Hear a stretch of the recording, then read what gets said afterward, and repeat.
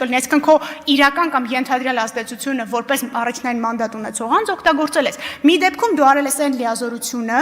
իսկ պաշտոնատարանձի համար իրավունք պարտականությունը դա լիազորություն հասկացության մեջ է մտնում, որը նախատեսված է 3-րդ հոդվածով կանոնակարգ օրենքի։ Էսա։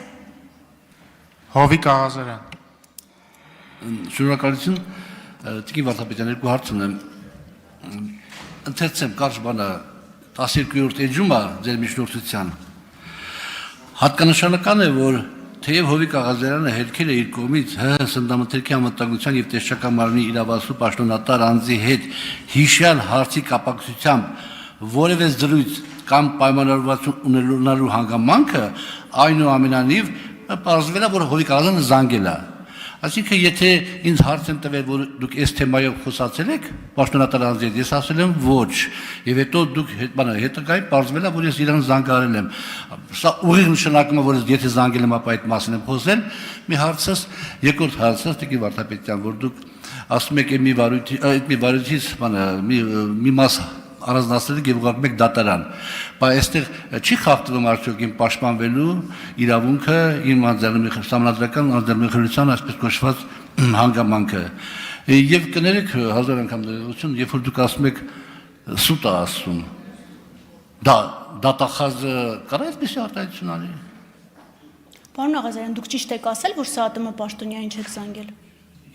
Դուք ճիշտ եք ասել, որ սա ԱՏՄ պաշտոնյային չեք զանգել։ Ճիշտ եք ասել։ Ոնց չեն հարցրել։ Հարցաքննության արձանագրության մեջ երևում է։ Տիկին Վարդապետյան, ինչ չեն հարցել զանգել եք, թե չեք զանգել։ Անջատեք պարոն Աղազարյանի։ Ձեզ հարց է տրվել, կապ հաստատել եք, խոսել եք, դուք ասել եք ոչ, հերքել եք փաստը։ Ոյ։ Դե դուք ասեք չէ, քրեական վարույթով եւ հլավա տեսաձայնագրվում են հարցաքննությունները, այդ հստակ է, բայց ձեր երկու հարցերի պատասխանն էլ ոչ է։ Ոչ, ուղիղ չի նշանակում, թե դուք ինչ եք խոսել։ Բայց այդ ձեր խոսակցությունը պարզելու համար ձեզ պետք է առերեսել։ Իսկ առերեսման մասով մեզ պետք է, որպեսզի մենք կարողանանք ձեզ մեղադրանքի շուրջ հարցեր տանք։ Իսկ որպեսզի հարցեր տանք, ձեզ պիտի կարգավիճակ տանք։ Էսա։ Եվ դրանից հետո նոր արդեն հստակ կարելի է հասկանալ, որ մեկը ինչա խոսել։ Իսկ ինչ վերաբերում է, թե մենք ձեր պաշտպանության իրավունքը խախտում ենք, թե ոչ, չենք խախտում։ Բոլոր վերաբերելի փաստաթղթերը անջատված վարույթում կան։ Մենք չենք սահմանափակում այդ փաստաթղթերին ձեր հասանելիությունը։ Մենք սահմանափակված ենք քրեական հետապնդման ժամկետներով, եւ քրեական հետապնդման ժամկետները լրացել են, նախաքննությունն ավարտվել է, ուղարկում ենք դատարան։ Արձագանք։ Այսինքն այդ դատարանում դատական նիստերի ժամանակ ես որպես կողմ կարող եմ մասնակցել, ես դա ուզում հասկանալ, պաշտպանում իմ իրավունքը հարցեր տամ եւ այլ, ես դա ուզում ճշտել տիկին։ Այն մի վարույթով։ Այդ որ առանձնացրել եք։ Չէ, դուք ինչ կողմ եք այդտեղ։ Այս Տիկին Վարդապետյան, խնդրում եմ, պարոն Աղազարյանը կավարտի հարցը կպատասխանի։ Հարցի իմաստը հետևյալն է, ես ճիշտ եմ հասկանում, էլի, որովհետեւ պետք է դատավարությունը լինի եւ ինչ-որ մեկը դատավարության ընթացքում ինչ-որ մեկի նկատմամբ ապացուցի, որ ինքը կաշառք առաջարկել է։ Եվ դատարանը որոշի, որ այո, այս մարդը կաշառք առաջարկել, իրան դատապարտենք 1 տարի ազատազրկման։ Ենթադրենք, բայց ես այդտեղ բան չունեմ ասելու անելու, այդ եմ ուզում իմանամ, էլի։ Պարոն Աղազարյան, Անտեցիք հարցը։ Խնդրեմ Տիկին Վարդապետյան։ Պարոն Աղազարյան, դուք նախաքննությունում եք դեռ, նախաքննությունում վարույթ ունեք։ Երեք խոստանում եք, որ նախաքննությունում եք ապացուցելու ամեն ինչ։ Հիմա ուզում եք գնաք այն մի վարույթով, չգիտեմ ինչ կարգավիճակով ներգրավել չեք կարող։ Ձեր վարույթը նախաքննության փուլում է։ Այն մի վարույթը անջատվում ու ուղարկվում է դատարան։ Դուք ձեզ չվերաբերող վարույթով ինչ գործ ունեք դատարանում։ Հարգելի գործընկերներ, հիշեցնեմ, որ քննարկում ենք Տարոն Մարգարյանի վերաբերյալ միջնորդությունը եւ հաջորդը հարց կուղի Վլադիմիր Վարդարյանը, համեցեք։ Տիկին գլխավոր դատախազ, այս հարցարումը չէի բարձրացնի, որովհետեւ իմ կարծիքով դուք չպետք է պատասխանեիք այս փուլում պարոն Աղազարյանին մեղադրանքին առնչվել եւ որևիցե հարցին, որտեղ այդ հարցի քննարկումն ավարտված է, բայց քանի որ սկսել եք, ես ասեմ, որ ձեր հետ համաձայն չեմ, ձեր այն մեկնաբանության հետ, որ գրություն գրելու, այո, գրություն գրելը մեր լիազորությունն է միանշանակ, բայց հասկանում եք,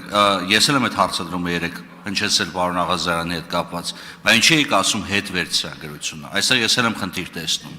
բայց տեսեք, սա փոխկապակցել,